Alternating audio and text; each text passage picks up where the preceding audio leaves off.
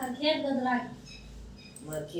खेत की बात करेंगे क्लास के लास्ट में, ठीक है। अब अपन पढ़ेंगे, चलो अब अपन पढ़ रहे हैं ना।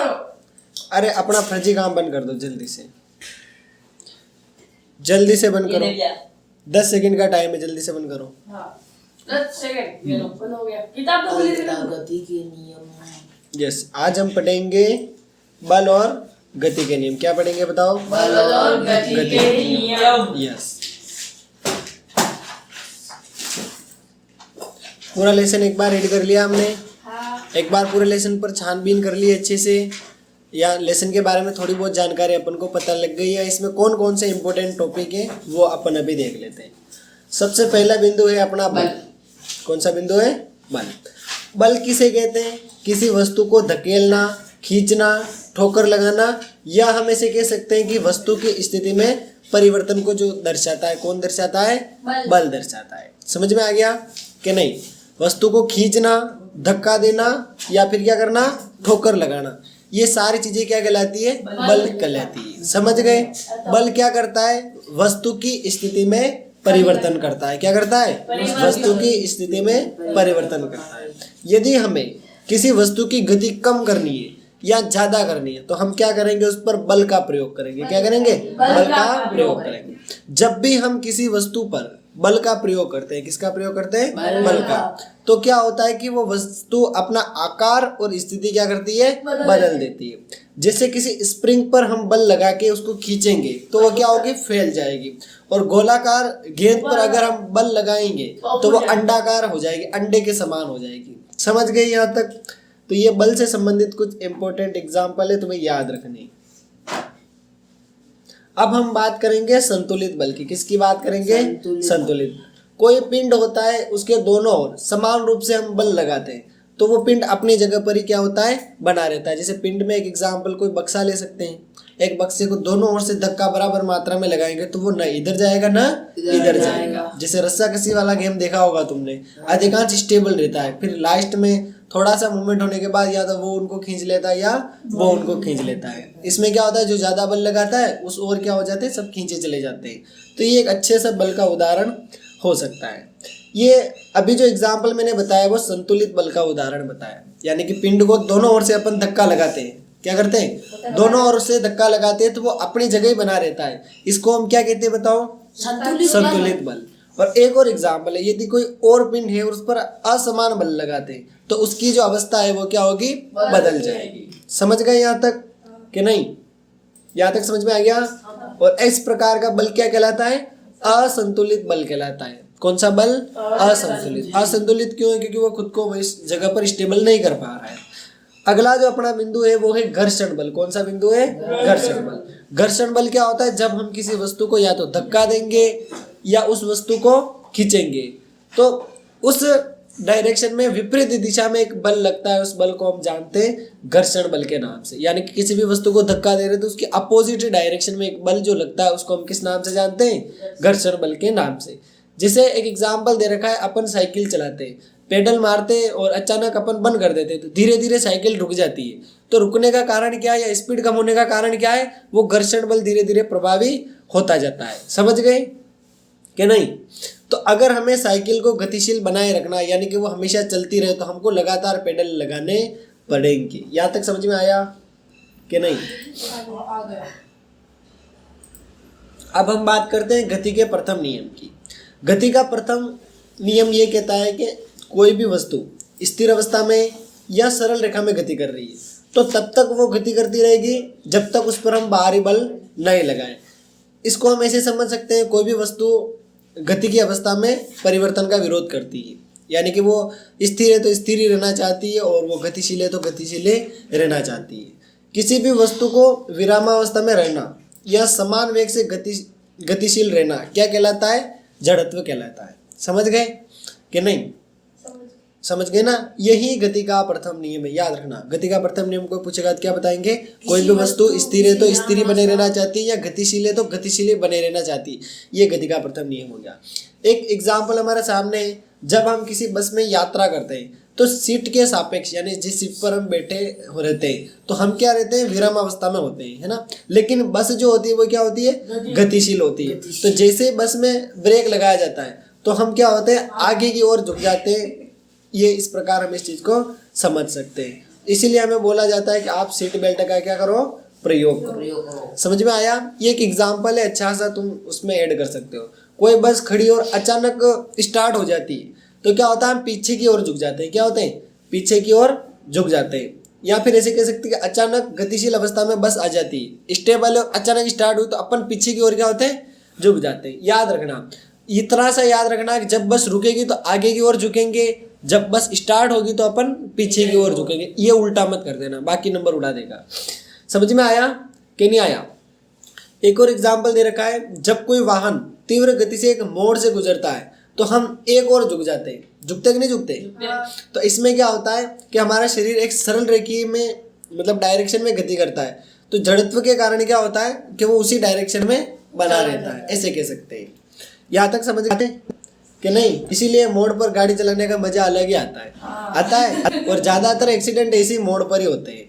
अगला बिंदु है जड़त्व और द्रव्यमान। कौन सा बिंदु है, जड़त्व और द्रव्यमान। कोई भी वस्तु है तो वो क्या करती है, अपनी अवस्था में परिवर्तन का विरोध करती है। क्या करती है, विरोध। गले के क्या हुआ? खराश सुनो तो वो बोलूं, देखो प्रत्येक वस्तु अपनी मैं बता रहा हूँ। क्यों करो ना लड़की? अरे को मैं बोल दूं, सुनो। अरे सुन लो, हंसी आ जाती है, कुछ चीजें ऐसी हाँ होती है। देखो, तुम भी पढ़ लेना, अभी मेरे को पढ़ाने दे। अरे पढ़ लेना, अभी पढ़ने दे। यस, इसको हम ऐसे समझ सकते हैं, कोई भी वस्तु अपनी गति का क्या करती है, विरोध करती है। और वो यही चाहती है कि मूल अवस्था में मैं बनी रहूं। इसको हम ऐसे समझ सकते हैं। समझ गए कि नहीं। एक बार फिर से बताओ। दोबारा वही चीज बताइए, गतिशील है तो गतिशील ही रहेगी, स्थिर है तो स्थिर ही रहेगी। ये गति का प्रथम नियम है, इसको समझ जाना। ठीक है। वो पाल पे चढ़ी हूं, वो अडल लौड़ा पड़ा। अरे पीडीएफ मिलेगी ना, पढ़ लेना आराम से। ठीक है। जो अड़ा बता दो, अड़ा ने क्या खबर, अपने खबर है। हाँ तो पढ़ लेना ना, नहीं बता। सर बता क्या है? देख लेना। बताओ नहीं था। सर बताओ। अरे वीडियो क्लास में सारा आ जाएगा ना। बताओ। मैं क्या बोल रहा हूँ, बता दो। और सर एक बार फिर से बताओ, सुन। आगे का पढ़ना है या नहीं पढ़ना है, पढ़ना है, पहले पीछे पढ़ना वाला बताओ। है तो पढ़ लेते हैं पहले। पीछे वाला। ओ सर ठीक पीछे है। वाला बताओ। नहीं बताओ, समझ में जाए। हर किसी नहीं बताना। क्या? दर भी दाल का पाला नहीं। आगे का पढ़ना है या नहीं पढ़ना है ये बताओ, बाकी ये खत्म कर पीछे दो। वाला किधर? अरे वीडियो क्लास में सब देखने को मिल जाएगा, आराम से पढ़ना और मुस्कुराते रहना। पीछे वाले बताओ। ठीक है, चलो नेक्स्ट। आज तक तो सिर्फ एक वीडियो क्लास में देखी। कोई बात नहीं, नहीं देखते हो तो कोई बात नहीं। जब लेकिन जब नहीं आते उस दिन देखना जरूरी। जड़त्व की यदि हम बात करें तो ये किस पर डिपेंड करता है, द्रव्यमान पर डिपेंड करता है। किस पर, द्रव्यमान। जब द्रव्यमान बढ़ेगा तो जड़त्व का मान भी बढ़ेगा, और जब क्या होगा, द्रव्यमान घटेगा जड़त्व का मान भी घट सकता है। अब बात करते हैं गति के दूसरे नियम की। इसमें क्या होता है, संवेग और द्रव्यमान और वेग का गुणनफल यदि अपन करते हैं तो अपन को क्या प्राप्त हो जाता है, संवेग प्राप्त हो जाता है। संवेग जो होता है इसमें परिमाण भी होता है और इसमें दिशा भी होती है। और संवेग का मात्रक क्या बताया, किलोग्राम मीटर प्रति सेकंड। याद रखना, ये दूसरा नियम संवेग से संबंधित है।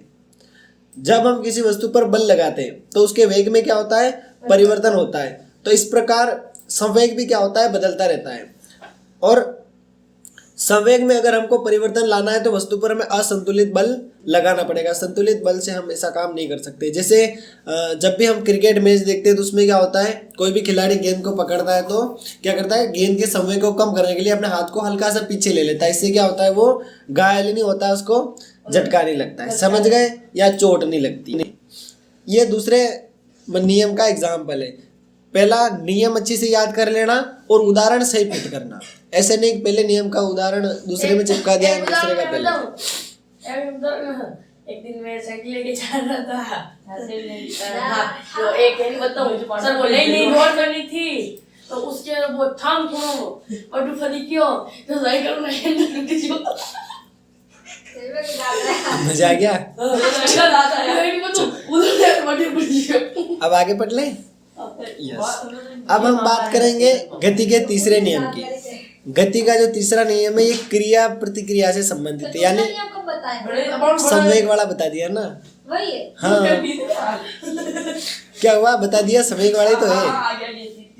दूसरा पास अरे पहला नियम जड़त्व का, दूसरा संवेग का, तीसरा क्रिया प्रतिक्रिया का।